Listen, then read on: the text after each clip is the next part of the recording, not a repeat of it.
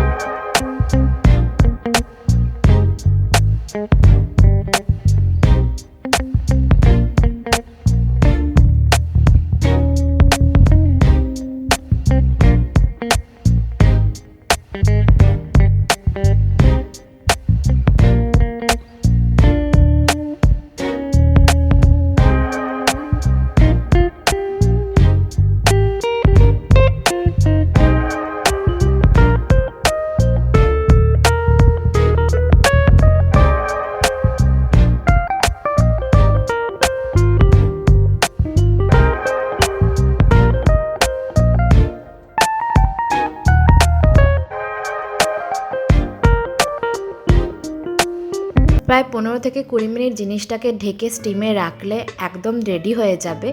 যেহেতু বাসমতি রাইসটা আগে থেকে কিছুক্ষণ ভেজানো ছিল, তাই চালটাও একদম সেদ্ধ হয়ে যাবে। জিনিসটা দেখতে কত সুন্দর হয়েছে দেখুন, একদম ছোট ছোট কদম ফুলের মতন দেখতে হয়েছে।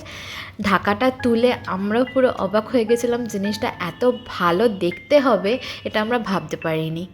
এত সুন্দর দেখতে মোমোটার রেসিপি বাড়িতে অবশ্যই ট্রাই করবেন এবং টকটক ঝাল ঝাল চাটনির সাথে সার্ভ করে সবাইকে খাওয়াবেন। রেসিপিটা আমাদের কেমন লাগলো সেটা অবশ্যই কমেন্ট বক্সে জানাবেন। কথা হচ্ছে আবার নেক্সট ভিডিওতে। Till then take care, stay happy and keep smiling. By.